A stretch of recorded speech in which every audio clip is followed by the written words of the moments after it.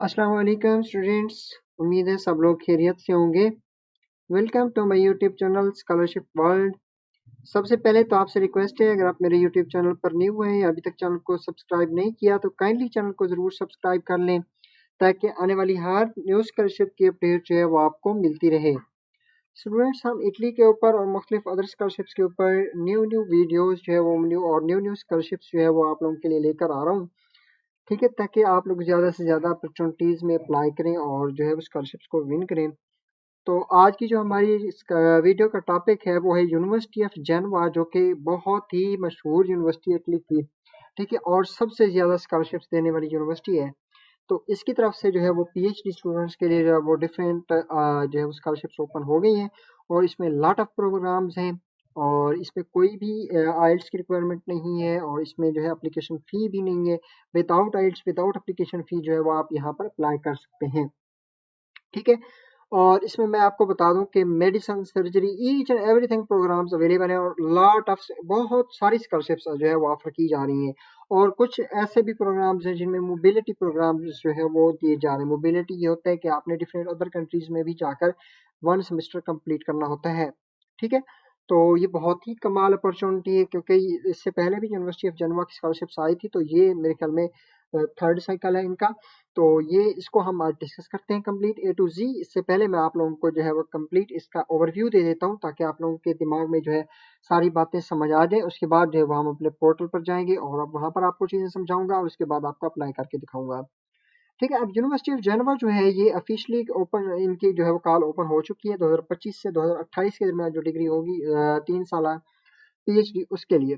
ठीक है, तो इसमें एक डेडलाइन क्या है कि इसमें अप्लाई करने की जो डेडलाइन है वो 9 जुलाई 2025 है और इसके रिजल्ट्स जो है सितंबर 10 2025 को जो है वो अनाउंस हो जाएंगे और उसके बाद आपकी एनरोलमेंट जो है वो सितंबर 10 से सितंबर 15 के दरमियान होगी। ठीक है, उसके बाद पीएचडी प्रोग्राम्स कौन कौन से हैं, तो जो है वो टोटल 31 पीएचडी प्रोग्राम्स जो है वो ओपन है। ठीक है, और 148 स्कॉलरशिप्स हैं। अब ये देखें, 31 प्रोग्राम्स हैं और 148 स्कॉलरशिप्स हैं। कोई 5 5 6 6 स्कॉलरशिप्स आती हैं हर प्रोग्राम में, और किसी में कम है, किसी में 7 है, किसी में 8 है। ठीक है, तो डिफरेंट डिफरेंट जो है स्कॉलरशिप्स हैं हर प्रोग्राम में। तो मैं आप लोगों के साथ जो है डिटेल शेयर करूंगा आगे चल के इसमें जो है, जिसमें आप देखेंगे कि जो है वो वीडियो के डिस्क्रिप्शन में each and everything detail open होगी, अवेलेबल होगी, जिसमें मेंशन होगा कि कौन से प्रोग्राम में कितने स्कॉलरशिप्स अवेलेबल हैं और कौन सा प्रोग्राम में जो है वो मोबिलिटी प्रोग्राम है। ठीक है, तो प्रोग्राम्स में जो है वो आपको आगे चल के दिखाता भी हूँ। तो यहाँ पर प्रोग्राम्स का मैं आपको नहीं बताता। तो उसके बाद जो है फंडिंग का बता देता हूँ। फंडिंग जो है इनका स्टूडेंट्स 16,500 यूरो से लेकर 19,500 यूरो पर ईयर के हिसाब से आप लोगों को मिलेगा। ठीक है, और इसमें जो है मोबिलिटी प्रोग्राम और रिसर्च वगैरह भी है। ठीक है, और उसके बाद जो है इसमें एप्लीकेशन फ़ी नहीं है और application are completely free of charge है। ठीक है, अब जो है वो हम चलते हैं अपनी कॉल की तरफ और सब चीज़ों को डिस्कस करते हैं स्टेप बाय स्टेप। सबसे पहले तो जैसे मैं आप लोगों को लिंक दूंगा इस स्कॉलरशिप का, और इसमें दो लिंक होंगे, एक होगा अप्लाई का लिंक और एक होगा कॉल का लिंक। ये कॉल का लिंक है जो मैंने ओपन किया हुआ है। इसको आप देखेंगे तो आपको यहाँ पर सब चीज़ें जो है वो मिल जाएंगी। ठीक है, तो यहाँ पर देखें कि यूनिवर्सिटी ऑफ जनवा है, इसमें पीएचडी प्रोग्राम जो है वो ऑफर हो रहे हैं और नॉन ईयू सिटीजनशिप के लिए हैं। ठीक है, पीएचडी कोर्सेज कौन कौन से वो आगे चल के हम देखते हैं। ठीक है, और उसके बाद जो है इसमें देखें तो इसकी डेडलाइन क्या है, जुलाई 9 2025 है इटालियन टाइम के मुताबिक। और उसके बाद जो है पीएचडी कोर्सेज देखने के लिए कौन कौन से कोर्स अवेलेबल है, तो आपने पीएचडी कोर्सेज के ऊपर क्लिक करना है। तो हम पहले पीएचडी के कोर्सेज देख लेते हैं कि कौन कौन से कोर्सेज जो है वो ऑफर किए जा रहे हैं। तो ये है पीएचडी के कोर्सेज जिसमें आप देख सकते हैं कि 31 प्रोग्राम्स होंगे। मैंने आपको पहले बताया था, जिसमें आर्किटेक्चर, डिजाइन है, बायो इंजीनियरिंग है, बायोटेक्नोलॉजी, मेडिसिन है। ठीक है, सिविल इंजीनियरिंग है, सिविल केमिकल है, केमिकल इन्वायरमेंटल इंजीनियरिंग है। ठीक है, राइट्स है, उसके बाद इकोनॉमिक्स है, फिजिक्स है, क्लिनिकल एंड एक्सपेरिमेंटल इम्यूनोलॉजी है। ठीक है, मुख्तलिफ इंजीनियरिंग की फील्ड्स हैं। ठीक है, एनवायरनमेंट की फील्ड्स हैं, मैकेनिकल की फील्ड्स हैं। ठीक है, और उसके बाद जो है मॉडर्न लिटरेचर एंड कल्चर्स की फील्ड्स है, मैथमेटिक्स की फील्ड्स है। ठीक है, ट्रांसलेशन है, क्लिनिकल इंटरनल मेडिसिन की फील्ड है, एक्सपेरिमेंटल मेडिसिन है, न्यूरो साइंस है।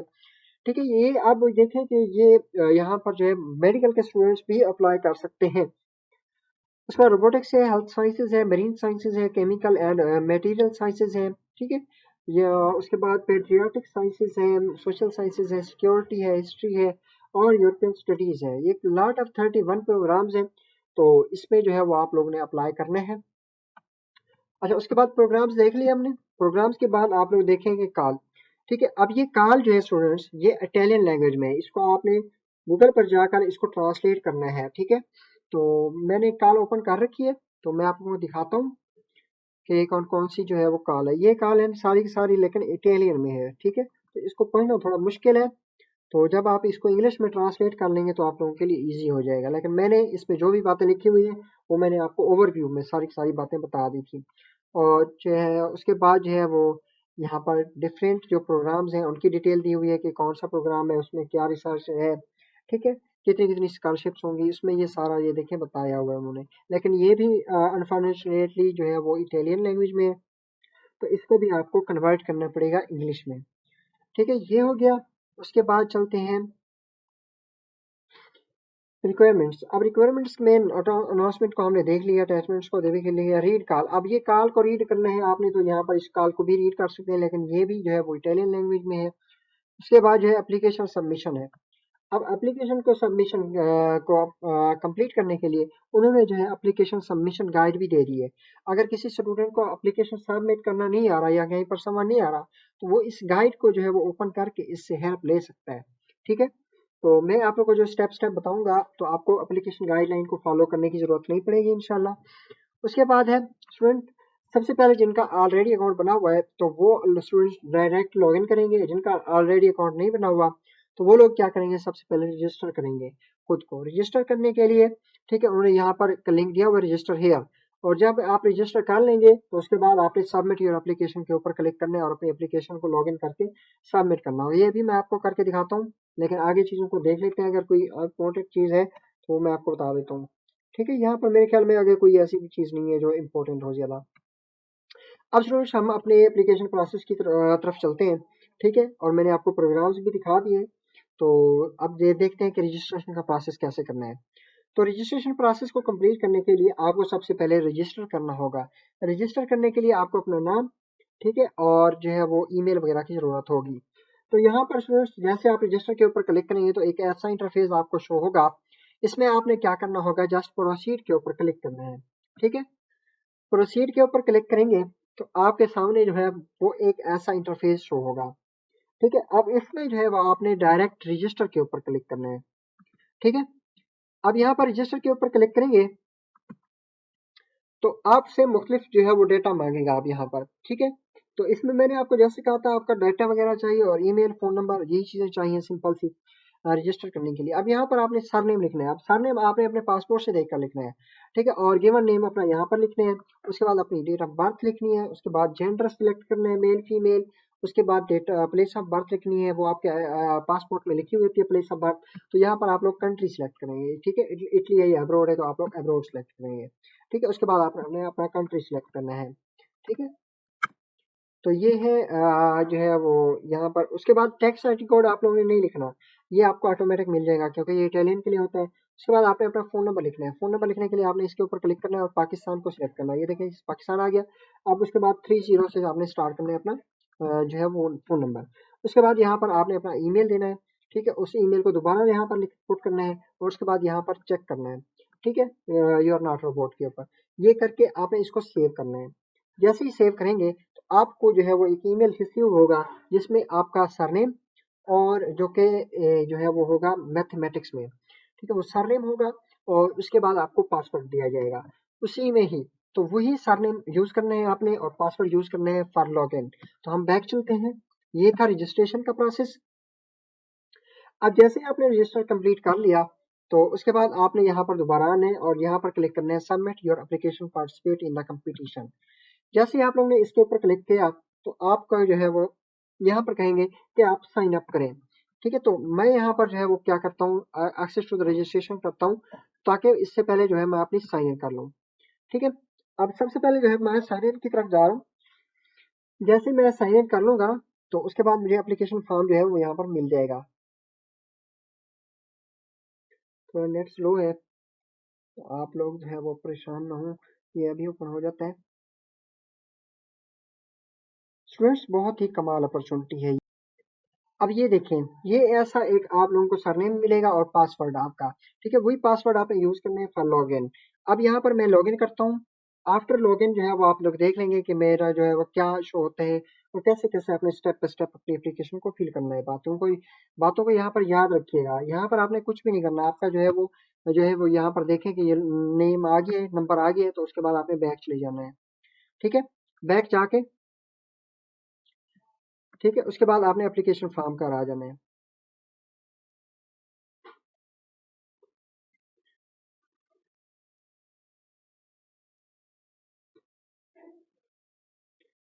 अब यहाँ पर जो है स्टूडेंट्स, ये आप लोग बात याद रखिएगा कि कोई भी एप्लीकेशन फ़ी नहीं है यहाँ पर अप्लाई करने की, और कोई भी आपको जो है वो दूसरा जो है वो भी नहीं चाहिए यहाँ पर अप्लाई करने के लिए, आइल्स वगैरह। तो अब ये देखें, जैसे हमने लॉगिन कर लिया ना, मैंने आपको कहा था लॉगिन करके आपने बैक आना है और आपने एप्लीकेशन फॉर्म के ऊपर क्लिक कर देना है। अब जैसे आप अपने एप्लीकेशन फॉर्म के ऊपर क्लिक किया, तो इसके बाद जो है वो आपको दो ऑप्शन देगा कि इटालियन में आपने प्रोसीड करना है या इंग्लिश में प्रोसीड करना है। तो आपने इंग्लिश को सिलेक्ट करना है, ठीक है, तो आपने इंग्लिश के ऊपर क्लिक कर देना है। ठीक है, तो हमारा सारा का सारा फॉर्म जो है वो इंग्लिश में होगा। फिर ये आ गया हम, ठीक है, अब ये हमारे पास फॉर्म आ गया। अब यहाँ पर आपने क्या करना है, यहाँ से आपने अपने जो है एप्लीकेशन को स्टार्ट करना है। अब एप्लीकेशन को स्टार्ट करने के लिए आपने क्या करना है, जस्ट प्रोसीड के ऊपर क्लिक करना है। ठीक है, अब इसमें प्रोसीड को जैसे आप लोगों ने क्लिक किया, तो आपके सामने एप्लीकेशन फॉर्म आपका ओपन हो जाएगा और आपने सबसे पहले अपना इंट्रोडक्शन और ईच एंड एवरीथिंग ये डाटा पुट करके स्टार्ट कर देना है। ठीक है, अब ये देखें कि ये मैंने जो है वो अपनी एप्लीकेशन एक बच्चे की जो है वो फिल कर रहा हूँ। तो इसमें तो उन्होंने कहा हुआ है कि आपकी एप्लीकेशन जो है वो पहले से जो प्रेजेंट है, तो मैं इसको कहूँगा कि ये रिज्यूम करें, रिज्यूम कंपाइलेशन। ठीक है, अब ये रिज्यूम होगा, तो यहाँ पर देखें कि सारा का, एक मिनट हम इसको सिलेक्ट करके करेंगे रिज्यूम। ठीक है, क्योंकि ये मैंने ऑलरेडी किसी किसी एप्लीकेशन जो है वो फिलअप करके रखी हुई है, तो इसलिए ये आप लोगों के लिए इजी हो जाएगा आपको बताना, सारी चीज़ें बताना।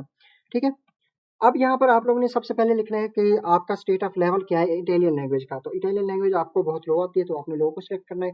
उसके बाद फॉरेन लैंग्वेज आपकी क्या है, तो इंग्लिश, इंग्लिश को सिलेक्ट करना है। ठीक है, उसके बाद जो है इन्वायरमेंटल स्टडी ग्रांट इन को आपने छोड़ देना है। उसके बाद आपने save and in data inter के ऊपर क्लिक कर देना है। ठीक है, अब इन बातों को स्टूडेंट्स याद रखते आइएगा। अब ये हम मुझे डायरेक्ट ले आया है कि आप लोग जो है अपनी एप्लीकेशन फॉर्म को फिल करें, तो मैं इसको जो है वो बैक ले जाने की कोशिश करता हूँ। ठीक है, तो सारा का सारा डाटा जो पुट करना है वो मैं आपको दिखाता हूँ।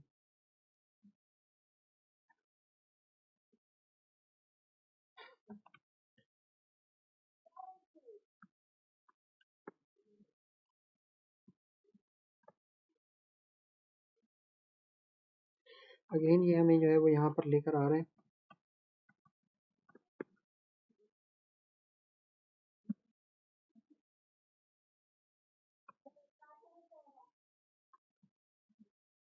अच्छा स्टूडेंट्स, उसके बाद जैसे ही आप लोग अपना लैंग्वेज वगैरह सिलेक्ट कर लेंगे, तो उसके बाद जो है वो आपको अपना पर्सनल डाटा जो है वो फिल करना होगा। पर्सनल डाटा में जो है वो आपने अपना नाम और पाकिस्तान ये कंट्री वगैरह ये आपको ऑलरेडी शो हो रहा होगा, जो कि आपने रजिस्ट्रेशन में फिल किया होगा। ठीक है, उसके बाद आपने अपनी सिटीजनशिप जो है वो इसको चूज़ करना है और इंटरेस्ट अपना चूज़ करना है। उसके बाद नॉन ईयू सिटीजनशिप, ठीक है, आपकी नॉन ईयू है, नॉन रेजिडेंस इन इटली है। उसके बाद आर यू एब्सोल्यूट बिगिनर, तो क्योंकि आप इटालियन लैंग्वेज के बिगिनर हैं तो आपने यस करना है। ठीक है, उसके बाद आपने अपनी एम्बेसी का नाम लिखना है। अब एम्बेसी का नाम लिखने के लिए उन्होंने नीचे लिस्ट दी हुई है, ठीक है, या आप पाकिस्तान से हैं तो आप इस्लामाबाद एम्बेसी लिखेंगे। ठीक है, अगर आप किसी दूसरे कंट्री से, इंडिया से हैं, तो आपने इस लिस्ट को ओपन करके जस्ट अपना कंट्री सिलेक्ट करना है और आपको नीचे आपकी एम्बेसी जो है वो शो हो जाएगी। ठीक है, स्पेसिफिक अगर कोई आपकी डिसेबिलिटी है, अब यह बात याद रखिएगा, तो डिसेबल पर्सन जो है जो उनके लिए भी यहाँ पर कोटा है। ठीक है, डिसेबल पर्सन भी अप्लाई कर सकते हैं। अच्छा, इसको फिल करने के बाद आपने करने हैं फॉरवर्ड, नेक्स्ट। ठीक है, नेक्स्ट आप इसको करेंगे तो आपके सामने जो है प्लेस ऑफ रेजिडेंस आ जाएगा। अब प्लेस ऑफ रेजिडेंस में आपने अपना कंप्लीट एड्रेस लिखना है। यहाँ पर देखें जैसे मैंने लिखा हुआ है स्ट्रीट पाकिस्तान, ठीक है, तो कंट्री, उसके बाद नंबर, स्ट्रीट नंबर क्या है आपका, प्रोविंस क्या है आपकी।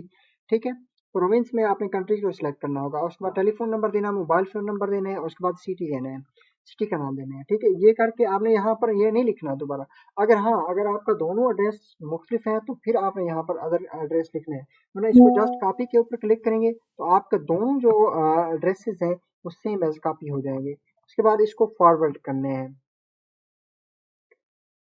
अच्छा, इसको फॉरवर्ड करने के बाद जो है अब आपने university qualification to access doctor course, अब यहाँ पर जो है वो आपने क्वालिफिकेशन जो है वो चूज करनी है अपनी। ठीक है, कि आपने अपनी लास्ट क्वालिफिकेशन क्या थी जिससे आप लोग इस कोर्स में अप्लाई कर सकते हैं। ठीक है, तो मैंने यहाँ पर आपने चूज करना है कि आप लोग देखें ये इटालियन डिग्री है। ठीक है, और ग्रेजुएट है, उसके बाद ग्रेजुएटिंग। अब ग्रेजुएटिंग वो है जिनका अभी मास्टर चल रहा है, फोर्थ सेमेस्टर वाले।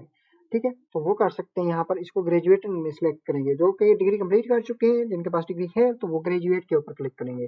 ठीक है, उसके बाद आपने आना है ऐट। अब ऐट जो है वो यूनिवर्सिटी जो है वो यहाँ पर जो भी लिखा रहा है इसको छोड़ दें आप। अब इसका करना इलाज क्या होता है कि आपने यूनिवर्सिटी के ऊपर क्लिक करना है सर्च के ऊपर।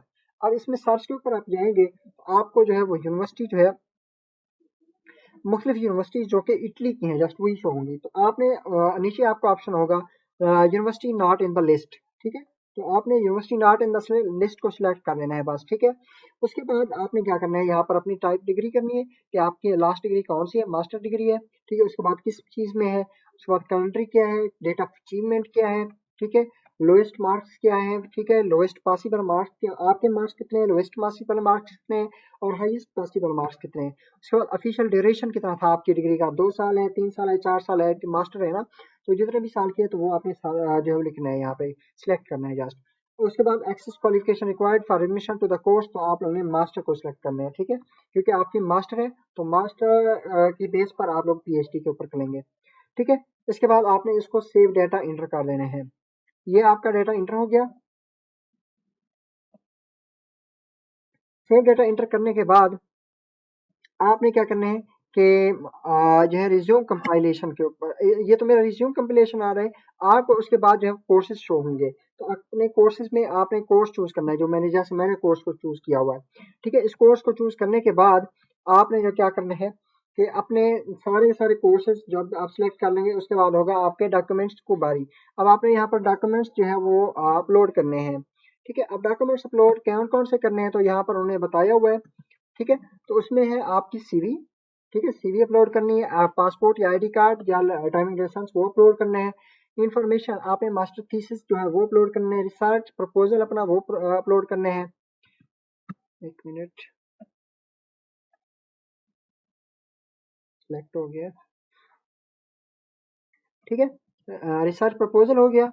रिसर्च प्रपोजल के बाद डिक्लेरेशन ऑफ वैल्यू है, ये आपको फॉर्म मिल जाएगा इनके जो है वो ऑनलाइन डिक्लेरेशन ऑफ वैल्यू, उसको आपने जो है फिल करके यहाँ पर अपलोड करना है। उसके बाद ट्रांसलेशन अपने डॉक्यूमेंट्स की, अगर ट्रांसलेशन आपकी ऑलरेडी इंग्लिश में है तो आपको ट्रांसलेशन की जरूरत नहीं है। ठीक है, उसके बाद जो है वो आपने फर्दर टाइटल, अगर कोई और डॉक्यूमेंट्स अपलोड करना चाहते हैं तो वो डॉक्यूमेंट्स अपलोड कर सकते हैं। डॉक्यूमेंट्स अपलोड करने के बाद आपने इसको सेव करना है। सेव करने के बाद आपकी एप्लीकेशन मेरे ख्याल में एंड हो चुकी है। तो उसके बाद जो है वो आपने अपने एप्लीकेशन को सबमिट कर देना है। तो ये था सारा का सारा प्रोसेस अप्लाई का। फिर भी स्टूडेंट्स आपको अप्लाई करवाना हो, ठीक है, पेड सर्विसेज भी अवेलेबल हैं।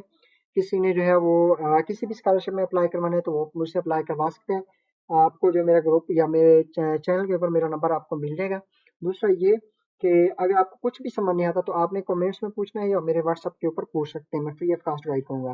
ठीक है, कहीं भी स्टूडेंट्स इशू है आप लोग जरूर पूछिएगा। मिलते हैं नेक्स्ट वीडियो में इंशाल्लाह।